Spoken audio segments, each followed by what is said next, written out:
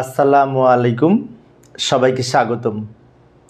প্রিয় শিক্ষার্থী বন্ধুরা, আজকে আমি হিসাব বিজ্ঞান প্রথম পত্রের অষ্টম অধ্যায় সম্পর্কিত যে দৃশ্যমান ও অদৃশ্যমান হিসাব সংক্রান্ত অঙ্কসমূহ রয়েছে, তার মধ্যে ক্রমহ্রাসমান-জের পদ্ধতিতে একটি সৃজনশীল উদাহরণ সহ আলোচনা করার চেষ্টা করব। তো এটি আমার সৃজনশীল ক্রমহ্রাসমান-জের পদ্ধতিতে 6 নং পর্ব।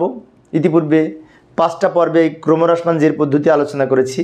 আশা করি সেই ক্লাসগুলি তোমরা দেখেছো। যারা দেখেছো তাদের জন্য অনেক সহজ হবে, তবে যারা দেখোনি সমস্যা নাই, আমি সহজভাবে আলোচনা করার চেষ্টা করব। তো আলোচনায় তোমাদের সাথে আছি আমি মোহাম্মদ সিরাজুল ইসলাম, বরিশাল সরকারি model school and college, Barishal. চলো শুরু করা যাক। তো এই যে লক্ষ্য করি প্রশ্নটি তোমাদের সামনে আমি উপস্থাপন করেছি। এইখানে উদ্দীপকে কি বলা আছে লক্ষ্য করি। 2019 সালের জানুয়ারি 1 তারিখে শিশির ট্রেডার্সের যন্ত্রপাতি হিসাবে উদ্বৃত্ত 4 লাখ, পুঞ্জীভূত অবস্থা হিসাবে উদ্বৃত্ত 50,000 টাকা। এটা উদ্বৃত্ত দেওয়া আছে। প্রথমে কিন্তু মেশিন কেনে নি, 2019 সালে কোনো মেশিন ক্রয় করে নাই। আগের বছরের থেকে 2টা মেশিন এসেছে। যে 2টা প্রারম্ভিক উদ্বৃত্ত হিসাবে দেওয়া আছে, মেশিন হিসাবে উদ্বৃত্ত ছিল 4 লাখ, আর পুঞ্জীভূত অবস্থা হিসাবে উদ্বৃত্ত ছিল 50,000 টাকা। এবার 2020 সালে মেশিন কিনেছে, কিন্তু আমাদের প্রশ্নে বলেছে ক নাম্বারে 19 ও 20 সালের অবচয় নির্ণয়ের সারণী তৈরি করো। তো যাই আমরা ক নাম্বারের অবচয় সারণী প্রস্তুত করার চেষ্টা করি। এই যে ক নাম্বারের অবচয় সারণী আমরা এইভাবে প্রস্তুত করতে পারি। ছকটা একটু দ্রুত দেখালাম সময় সেভ করার জন্য, এবং নিচের অংশটুকু উত্তরের অংশ, উপরে আমি উদ্দীপকটা নিয়ে এসে রাখলাম যাতে এটা দেখে আমরা সমাধান করতে পারি। তো ক্রমহ্রাসমান-জের পদ্ধতিতে অবস্থায় ধার্যের জন্য আমাদের একটা বিষয় অত্যন্ত গুরুত্বপূর্ণ, সেটা হচ্ছে অবস্থার হার, পার্সেন্টেজ। তো পার্সেন্টেজ দেওয়া আছে সরাসরি 10%, প্রশ্নেই দেওয়া আছে। এই 10% হারেই আমরা অবচয় নির্ণয় করব। প্রথমে 2019 সালের অবচয়, সাল লিখি 2019, 2020, 2টা বছর। 2019 সালে মেশিন ক্রয় করে নাই, কিন্তু মেশিন একটি ছিল কত টাকা? 4 লক্ষ টাকা। এখন নিয়মটি হচ্ছে ক্রমহ্রাসমান-জের পদ্ধতিতে 4 লক্ষ থেকে এই যে অবচয় হিসাবে উদ্বৃত্ত ছিল 50,000, এটা বিয়োগ করে যা থাকে তার উপরে অবচয় ধরতে হবে। বিষয়টি আবারও বলি, ক্রমহ্রাসমান-জের পদ্ধতিতে ভগ্নাংশের মূল্য বাদ যায় না, কিন্তু যদি মেশিনের উদ্বৃত্ত দেওয়া থাকে এবং পুঞ্জীভূত অবস্থার উদ্বৃত্ত দেওয়া থাকে, যেমন এই যে এখানে আছে মেশিন 4 লক্ষ টাকার উদ্বৃত্ত, পুঞ্জীভূত অবস্থায় হিসাবে উদ্বৃত্ত 50,000, 4 লক্ষ থেকে 50,000 বিয়োগ করে 3.5 লক্ষ টাকা এখানে লিখব। খেয়াল রাখি ভালো করে, ভুল হতে পারে, একটু খেয়াল রাখি। 4 লক্ষ টাকা ছিল মেশিনের উদ্বৃত্ত, পুঞ্জীভূত অবস্থায় হিসাবে উদ্বৃত্ত ছিল কত? 50,000। তা আমরা ক্রমহ্রাসমান-জের পদ্ধতিতে অবস্থায় ধার্য কীভাবে করি? পুঞ্জীভূত অবস্থায় বিয়োগ করে তার উপরে করি না, অবস্থার পরিমাণ বিয়োগ করে তার উপরে আমরা অবস্থায় ধার্য করি। সেই জন্য এইটা থেকে এটা বিয়োগ করে যা হয় সেটা হচ্ছে আমার মেশিনের বহিমূল্য, আর এই বহিমূল্যের উপরে অবচয় ধরতে হবে 10%, 35,000, 35,000 টাকা। এবং এই 3,50,000 থেকে 35,000 বিয়োগ করে যা থাকে সমাপনী মূল্য হবে। অর্থাৎ জানুয়ারি 1 তারিখে মেশিনের প্রারম্ভিক মূল্য হচ্ছে, প্রারম্ভিক বহিমূল্য বলতে বোঝাচ্ছে, প্রারম্ভিক বহিমূল্য হচ্ছে এটি থেকে এটা বিয়োগ করে যেটা সেইটা, তার উপরে 10% অবস্থায় কেটে যেটা পেলাম ওইটা বিয়োগ করে বছর শেষে থাকলো আমার অবস্থায় বাদ দেওয়ার পরে 3,15,000 টাকা।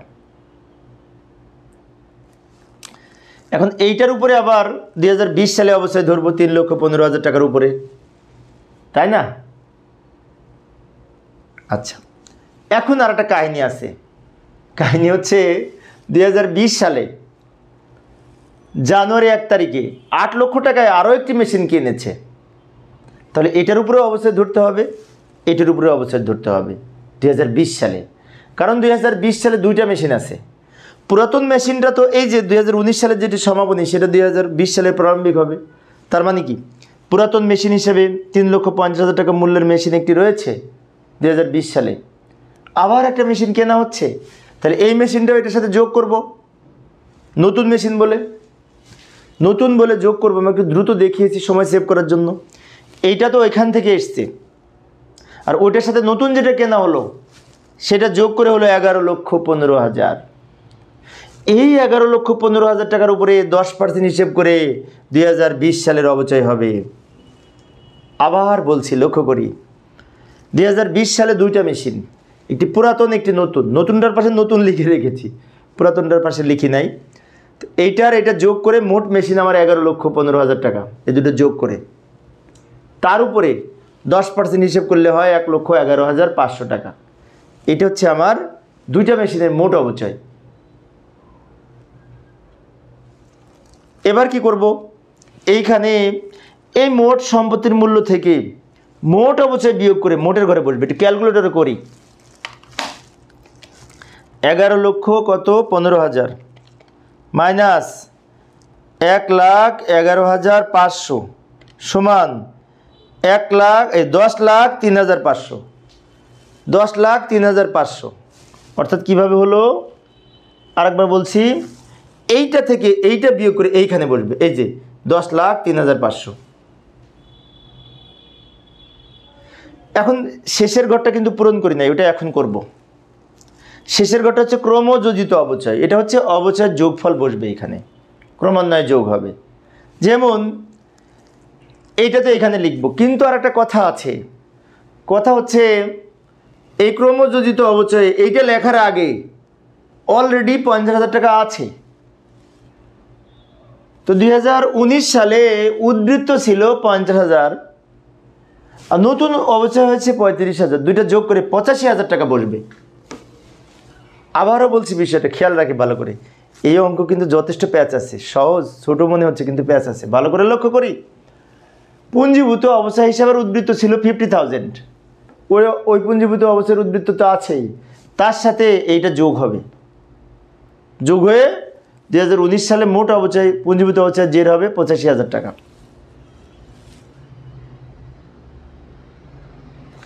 এইটা আর এটা যোগ করে এবার পরের বছর কি হবে, এইটার সাথে এইটা যোগ করে এইখানে বসবে, এইটার সাথে এইটা যোগ করে এইখানে বসবে। কারণ পুঞ্জীভূত অবচয় ক্রমান্বয়ে বাড়তে থাকে।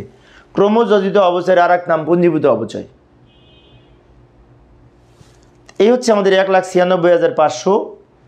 কীভাবে পেলাম, এইটা আর এইটা যোগ করে প্রথমে লিখব, এইটার সাথে এইটা যোগ করে এইটা হবে।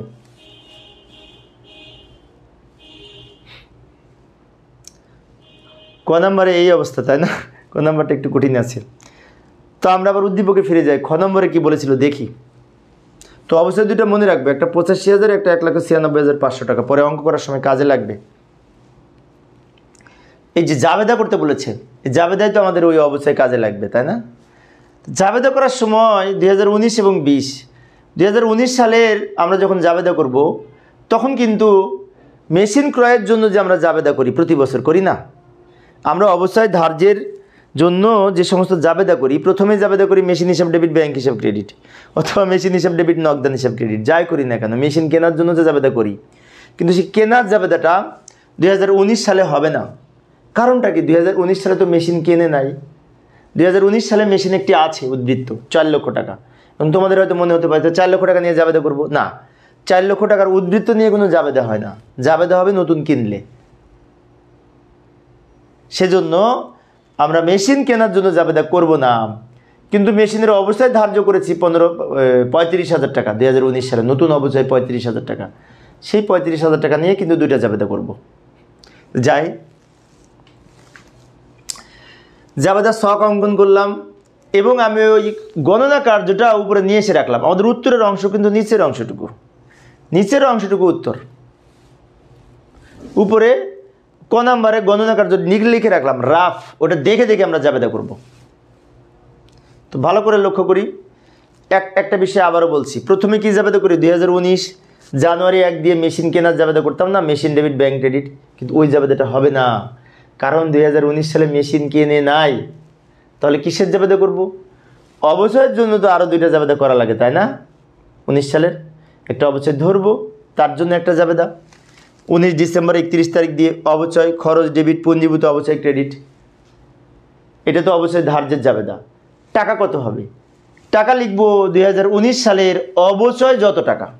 এখন তোমাদের মনে হতে পারে 2019 সালের অবচয়তে যে 85,000, না, 85,000 টাকার মধ্যে ওই যে অবচয়ের উদ্বৃত্ত ছিল 50,000 টাকা, সেটি এর মধ্যে আছে, ওটা নিয়ে জাবেদা হবে না। উদ্বৃত্ত নিয়ে কোনো জাবেদা হয় না। তাহলে জাবেদা কোনটি নিয়ে হবে? যেটা নতুন অবচয় 35,000, ওটা নিয়ে।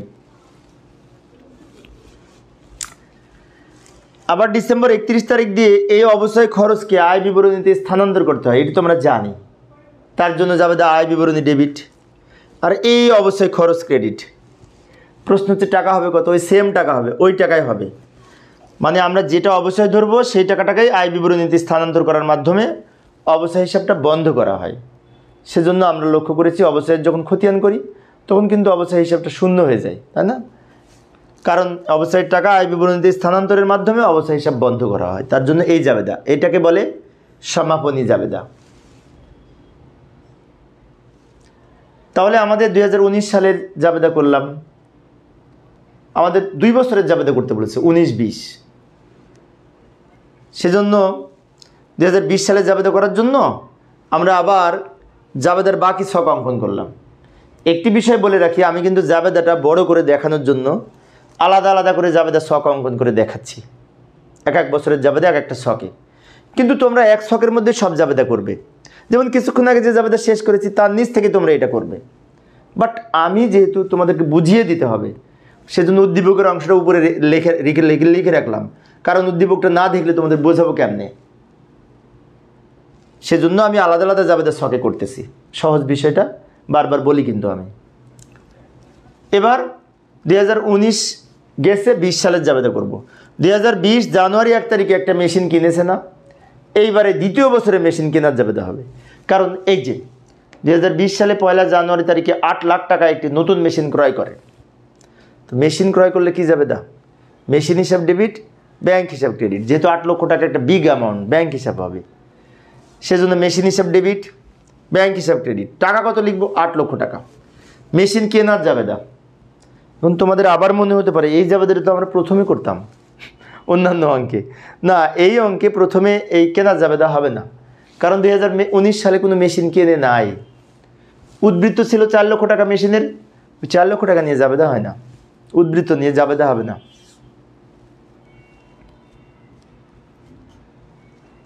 তারপরে অবচয় নিয়ে জাবেদা করব ডিসেম্বর 31 তারিখ দিয়ে। এরপরে অবচয়ের 2টা জাবেদা হবে। অবচয়ের প্রথম জাবেদাটা কি? ওই যে 19 সালে যে জাবেদা করলাম ওইটাই, একটাই জাবেদা অবচয়ের। অবচয় খরচ ডেবিট, পুঞ্জীভূত অবচয় ক্রেডিট। এখন প্রশ্ন হচ্ছে টাকা হবে কত? টাকা হবে ওই যে 2020 সালের অবচয়ের পরিমাণ নির্ণয় করলাম, 1,11,500 না কত টাকা এরকমই হবে মনে হয়। ক নম্বরে বের করেছি 2020 সালের অবচয়? 1,11,500। এটা কোথায় পেলাম? ক নম্বরে বের করেছি। হিসাব বিজ্ঞান অঙ্ক সম্পর্কে আর একটা কথা বলি। হিসাব বিজ্ঞান অঙ্ক কিন্তু একটার সাথে একটা লিঙ্ক থাকে। যেমন কয়ের তথ্য দেখে আমরা খ গ তৈরি করতে পারি, গয়ের তথ্য দেখে আবার খয়ের তথ্য দেখে গ, এইভাবে আমরা এই একটার সাথে আর একটা মিল থাকে কিন্তু হিসাব বিজ্ঞান। সেজন্য হিসাব বিজ্ঞান ক্লাস প্রথম থেকে শেষ পর্যন্ত না দেখলে সম্পূর্ণ বুঝতে পারবে না, বুঝতে কষ্ট হবে। একটু স্কিপ করা যাবে না, তাহলেই বুঝতে পারবে না হিসাব বিজ্ঞান। অন্যান্য সাবজেক্ট আর হিসাব বিজ্ঞানের মধ্যে এটাই পার্থক্য। যেমন আমি আইসিটির বিষয়টা যদি বলি, আইসিটি অনেক সময় ক খ গ এর মধ্যে কোনো মিল থাকে না, আবার মিলও থাকে, আবার নাও থাকতে পারে। কিন্তু হিসাব বিজ্ঞানের প্রত্যেকটার সাথে প্রত্যেকটা লিঙ্ক থাকে, একটা না দেখলে আর একটা মিস করবে, সমস্যা হবে বুঝতে।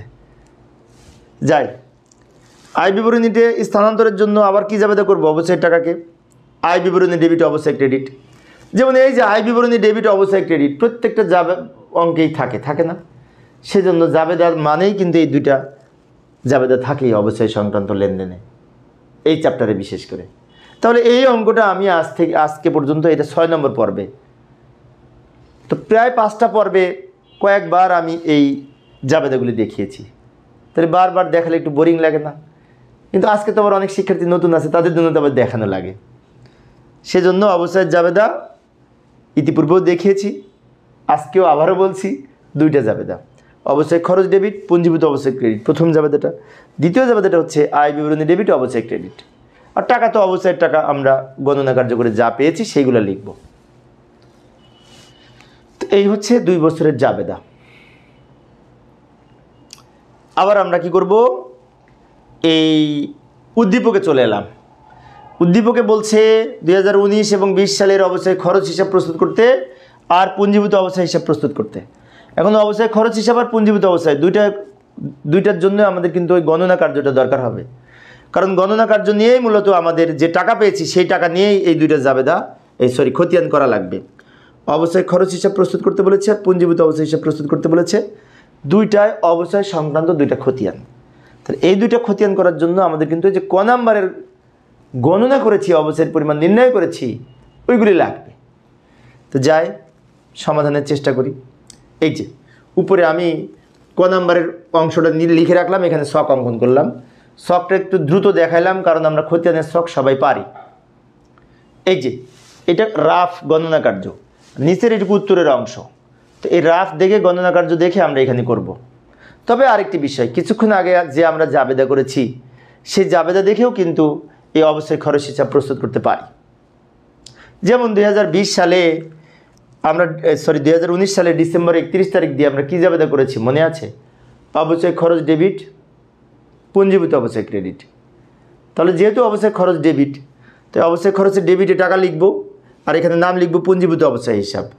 এখন টাকা কত হবে? টাকা ওই জাবেদা দেখেও লিখতে পারি, আর জাবেদাটা যেহেতু সামনে নাই তাহলে এই গণনা কার্য দেখেও লিখতে পারি। এই 35,000 টাকা, 35,000 টাকা অবচয়ের পরিমাণ, ওইটা নিয়ে ডেবিট দিকে লিখব, এইটা আবার ডেবিট দিকে চলে যাবে। এবং এই টাকা নিয়ে আমরা আরেকটা জাবেদা করেছিলাম, সেটি হচ্ছে আয় বিবরণী ডেবিট, অবশ্যই খরচ ক্রেডিট। তাহলে আয় বিবরণী নাম লিখে অবশ্যই খরচের ক্রেডিট দিকে টাকা লিখব এবং 35 ডেবিট আর 35 ক্রেডিট, 35 ডেবিট থেকে ক্রেডিট বিয়োগ করে 0 হবে। এই হচ্ছে 2019 সালের অবচয় লিখলাম, অবচয় সংক্রান্ত জাবেদা দেখে। এবার 2020 সালের ডিসেম্বর 31 তারিখ দিয়ে আবার লিখব পুঞ্জীভূত অবচয়। টাকা লিখব কত? এই যে 2020 সালের যে অবচয় 1,11,500 টাকা, এবং ওইটা আবার ডেবিট দিকে চলে যাবে। আবার 2020 সালে এরকম আয় বিবরণী লিখব, কারণ অবচয়ের টাকা আয় বিবরণীতে স্থানান্তর করতে হয় অবচয় হিসাব 0 করার জন্য, বন্ধ করার জন্য। তাই ক্রেডিট দিকে টাকা লিখব, এই টাকাটা ক্রেডিটে বসবে, এটা থেকে এটা বিয়োগ করে 0। আয় বিবরণী যাবে দেখি আয় বিবরণী ডেবিট, অবশ্যই ক্রেডিট। তো এই অবশ্যের ক্রেডিট দিকে টাকা বসবে, নাম লিখবো আয় বিবরণী, অবশ্যই হিসাবটা প্রস্তুত হলো। তাহলে তোমরা খেয়াল করে দেখছো এই ছকটা কত গুরুত্বপূর্ণ, ক নাম্বারে করেছি। এটা প্রত্যেকটা পরবর্তী ধাপে কিন্তু আমাদের ক নাম্বারের ওই গণনা কার্যটা লাগতেছে। তো এই হচ্ছে অবশ্যই খরচ হিসাব। গ নাম্বারে আমাদের দুইটা খতিয়ান প্রস্তুত করতে বলেছে, একটি অবশ্যই খরচ হিসাব, আরেকটি হচ্ছে পুঞ্জীভূত অবচয় হিসাব। তো যাই পুঞ্জীভূত অবচয় হিসাবে ছক অঙ্কন করি। যে পুঞ্জীভূত অবচয় হিসাবে ছক অঙ্কন করলাম, তো পুঞ্জীভূত অবচয় হিসাবে ছক অঙ্কন করার জন্য আবার ওই ছকটা নিয়ে এসে রাখলাম উপরে। এটা কিন্তু উত্তরের অংশ না, বারবার বলছি আমি, উত্তরের অংশ নিচের অংশটুকু। উপরে আমি ওই ক থেকে নিয়ে এসেছি বোঝার জন্য, কারণ এটা না দেখলে আমরা কি দেখে করব। তোমাদের সামনে তো খাতা আছে, তোমরা যখন অঙ্ক করবে খাতা দেখে এক পেজ দেখে আর এক পেজ লিখবে, কিন্তু আমার সামনে তো পিছনে গেলে পরে আমরা এটা দেখতে পাবো না, কারণ আমি যেভাবে প্রেজেন্ট করি সেখানে সামনে এটা থাকা লাগবে, এটা দেখে আমরা এটা করব। তো পুঞ্জীভূত অবচয় প্রতি বছর একটা করে জাবেদা করেছি। 2019 সালে জাবেদা করেছি কি অবচয় খরচ ডেবিট, পুঞ্জীভূত অবচয় ক্রেডিট। তো পুঞ্জীভূত অবচয়ের ক্রেডিট দিকে লিখব। আরেকটি বিষয়, পুঞ্জীভূত অবচয়ের এখানে আরেকটি নতুন একটা বিষয় আছে, সেটি হচ্ছে এই অঙ্কে কিন্তু পুঞ্জীভূত অবচয়ের উদ্বৃত্ত ছিল 50,000 টাকা, যেটি জানুয়ারি 1 তারিখের উদ্বৃত্ত। তা নতুন একটা বিষয় এখানে সংযুক্ত হবে, সেটি হচ্ছে এই জানুয়ারি 1 তারিখ দিয়ে ব্যালেন্স বিডি বলে, এখানে ব্যালেন্স বিডি বলে আমরা লিখব ওই যে উদ্বৃত্ত ছিল মেশিনের না, পুঞ্জীভূত অবচয়ের 50,000 টাকা, সেটা লিখব ক্রেডিট দিকে। আরেকবার বলছি, ব্যালেন্স বিডি বলে আমরা কিন্তু ইতিপূর্বে কোনো অঙ্কে লিখি নাই, কারণ কি সে সমস্ত অঙ্কে এরকম ঝামেলা ছিল না, কিন্তু এই অঙ্কে তো আছে। সেজন্য পুঞ্জীভূত অবচয়ের যে উদ্বৃত্ত ছিল সেটা জানুয়ারি তারিখের উদ্বৃত্ত, তাই জানুয়ারি 1 ব্যালেন্স বিডি বলে ওই টাকাটা ক্রেডিট দিকে লিখব।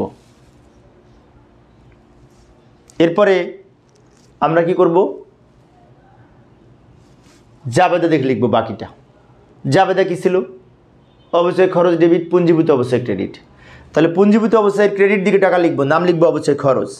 টাকা কত হবে? এইখানে টাকা হবে এই 35,000 টাকা ক্রেডিট দিকে, এই 35,000 টাকা ক্রেডিট দিকে, কারণ জাবেদায় পুঞ্জীভূত অবস্থায় ক্রেডিট, সেই জন্য। এবার এই 50,000 ক্রেডিট, এটাও ক্রেডিট, ক্রেডিট ক্রেডিট যোগ করি, ক্রেডিট দিকে বসবে। এই যে এই 85,000-এর সাথে এই 25,000 মিলে যাবে।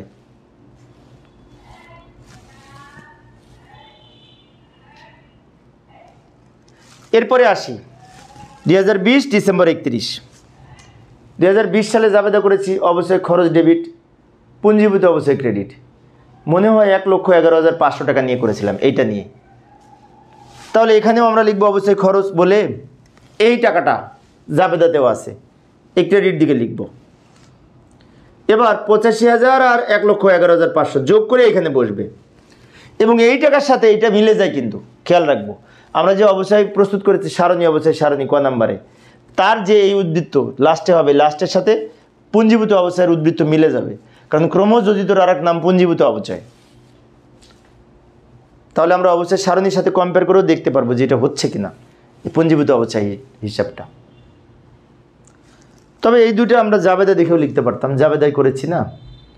যেমন 2019 সালে জাবেদা করেছি অবশ্যই খরচ ডেবিট, পুঞ্জীভূত অবশ্যই ক্রেডিট 35,000 টাকা। তাই পুঞ্জীভূত অবস্থায় ক্রেডিট দিকে জাবেদা দেখে লিখলাম 35,000 টাকা, নাম লিখব উল্টা নাম অবশ্যই খরচ।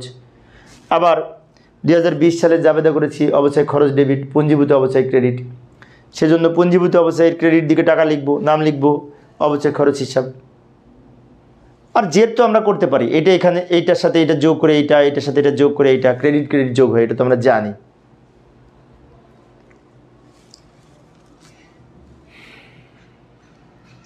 এইভাবে আমরা এই পুঞ্জীভূত অবস্থা হিসাব এবং অবশ্যই খরচ হিসাব প্রস্তুত করতে পারি।